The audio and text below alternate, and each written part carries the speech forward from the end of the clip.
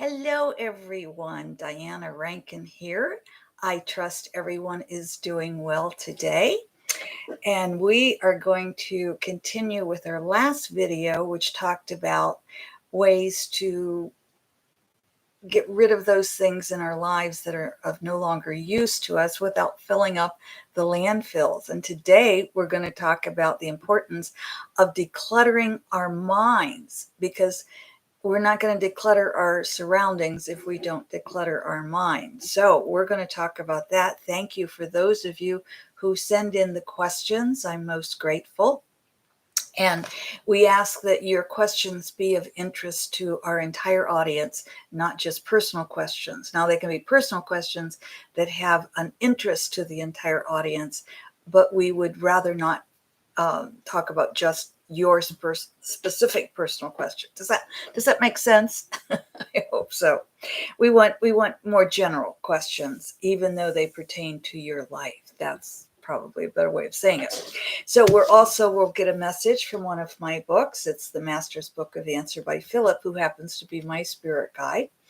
And this is it's a book of oracles. Each page has a different wisdom, and we will get our wisdom at the end of our information that Phillip has for us.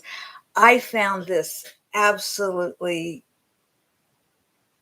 very, very helpful, and absolutely full of information for us. It really helped me. So thank you for the questions.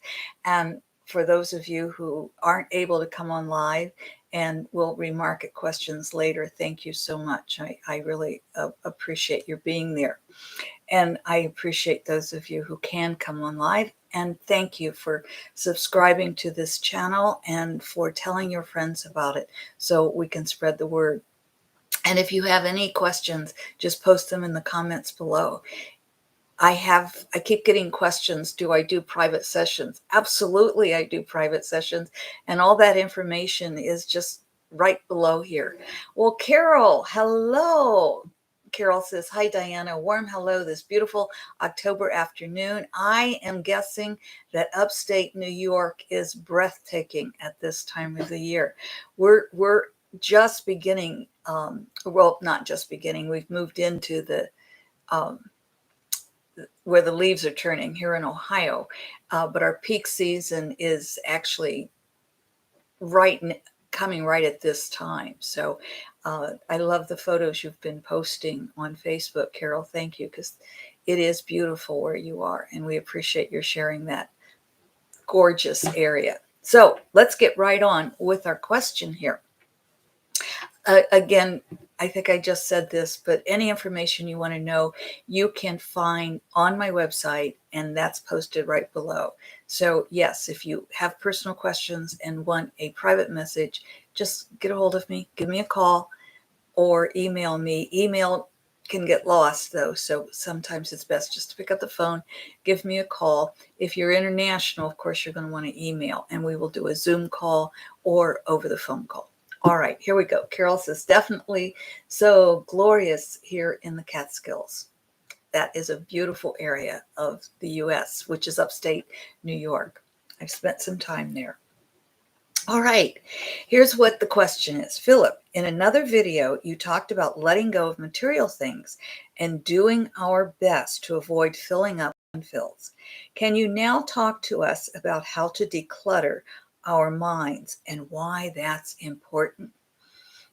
Excuse me. Here we go. Phillip says, when there is clutter in the surroundings, there often is clutter in the mind as well. Let us first define clutter as we see it, which may not be the same as many in human form define it. So this is how Phillip defines clutter. In the surrounding clutter may be a stack of papers or electronic files that need to be looked at, or too many linens in a closet. Clutter is that which does not help your life move in the direction of your choice. This may include an item that once gave you comfort but no longer does, or it may include something that has outlived its usefulness to you. So by that definition, I'm thinking the stacks of paper that do pile up on my desk. That's clutter, and I feel so much better when they're cleared off. Or it may just be a simple piece of paper that is causing clutter. Phillip goes on to say, or it may be a whole bunch of stuff. For our purpose, then, clutter is for the average person's lifestyle who has objects that are ready to leave. Decluttering does not mean everything will be neat and efficient. Disorganization to one person may be creativity to another. Our discussion today also does not refer to the individuals who are considered hoarders. Although these individuals will benefit from our information, they are encouraged to reach out for additional help. Let us concentrate now on the persons who wish to clear and calm the mind, to declutter the mind, that they may carry this into their physical surroundings. Without decluttering the mind, the physical surroundings will remain cluttered or return to a state of cluttered once cleared. I've done that more than once. I've decluttered something, reorganized it, and the clutter returned. So I understand what Phillip is saying there. Multiple ways exist to clear the mind. Here we are speaking of clearing the conscious mind. In clearing the conscious mind, we allow for the deeper wisdom of the spirit to emerge. This then allows the inner wisdom to guide the human life rather than be guided by the chaotic human consciousness. To clear the mind, the intention must be stated. The words such as, I wish to clear my conscious mind and tap into the silence are helpful, but words alone are not enough. The intention must be met with action. By this we mean one cannot simply repeat the words of intention and then begin to allow the mind to receive 1,000 thoughts. After speaking the words of intention, it is wise to then sit quietly and let go of passing thoughts until a state of meditation is reached. Excuse me. I'm going to take a sip of water here. My throat's a little dry this morning. And I apologize. I've been talking too much, I think.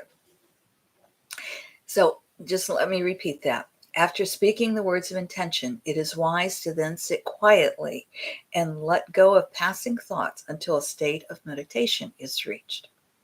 Or one may repeat a chant or listen undisturbed to nature, the song of a chirping bird and the breeze in the tree's leaves. For there to be peace in the mind, you must remove the constant chatter around you to allow the calm to be within you. By this we mean you are able to be selective in the you are to be selective in the TV shows and movies you watch, the conversations in which you engage, the music you listen to, that which you read, and even that which you put into and onto your body, as well as that which you surround yourself with. So basically what Phillip is saying, everything in our lives can add to the clutter in our minds. And I know those of you who are know colors and how colors affect our moods, that I think has something to do with this, and you might want to look at that. And certainly we know foods affect our moods, and our moods are going to affect our thoughts. So here's what Phillip, he goes on to say, as we have heard you tell others, there is peace in the colors of the soap bubble if you look for peace. When the mind is at peace, it becomes joyful. When the person becomes joyful, it is an easy task to rid the surroundings of clutter. As you ask with an object, is this something I need in my life? You are to do so, or you are to do the same with a thought. Is this a thought that benefits my life? If this is a thought of anger or fear or blame or any thought that is not of love, then allow your intention to be to let go of the thought, then do so. Awareness of thoughts and intention of bringing into conscious mind only thoughts of love that will help your life is the ability to live a life not cluttered with unwanted thoughts or things. Please do not hear you are to suppress thoughts. Quite the contrary. You are to look, evaluate, and heal that which is behind the thought. If there is anger, what must be done to heal the anger? If it is the need to create boundaries, what is the cause beneath this?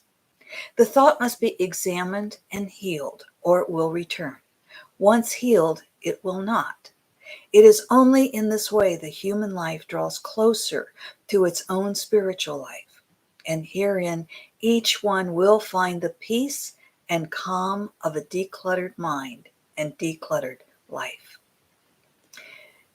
As we examine and look at those thoughts, we have to first become aware, because we have thousands and thousands of thoughts running through our mind every minute, it seems like. And so we have to first become aware of a thought. And as we become aware of a thought, we don't just suppress it. We don't just push it out. We take a look at it. And as we look at it, we're then able to heal it. And because we ask, what's beneath this? And as we heal that thought and heal all thoughts, we draw closer to our spiritual life, living the spirit through the human. And as we do that, herein each one will find the peace and calm of a decluttered mind and a decluttered life. I like that. I'm happy with that. And I think it's a process. It's not something that we're going to do once and it's over. And I always say, if you're looking in the mirror and nobody's looking back, you're done. If somebody looks back, you still have work to do. And believe me, I'm still looking back at myself when I look in the mirror. Hello, Joanne. So good you joined us. Thank you. Let's get our message, shall we? Now, again, this is an oracle book, so we just have one wisdom on each page. So I just flip through here, and there's where my thumb or finger stopped, and I'm hearing right. If you heard right, our intuition's in sync. If you heard left, pay attention to that message, because that's for you. Okay. All right. I love this. This is our message for everyone. You become happy in your desire to make others happy. Excuse me. You become happy in your desire to make others happy. If you heard left, this is a message for you. Time spent in worry is better spent talking to your God. Time spent in worry is better spent talking to your God. It is so easy that we get caught in worry. So if you are caught in worry, I suggest my video on the worry jar. I won't take time to go over it now, but it's a video out there on my YouTube, and it will just tell you how to kind of rid your life of worry, because worry doesn't do anything except pull that what you're worried about to you. So my friends, this week, we're going to work on decluttering our minds. And in doing that, we're able to then help declutter our surroundings. And remember, decluttering our surroundings doesn't mean getting rid of everything. It may for one person, but for the other person, it's about keeping those things that have meaning to you, keeping those things around you that are important to you, and letting go of that which you no longer need in your life, passing those things along. Well, I am so grateful that Carol and Joanne, that you were able to be with me today in live. And I wish for all of you a wonderful day, a wonderful week, and a wonderful life. Thank you. I love you. Thank you for accepting this love that we send out. And thank you for sending your love to us. Until we meet again, my friends, have a happy life. Add joy to the world. Thank you.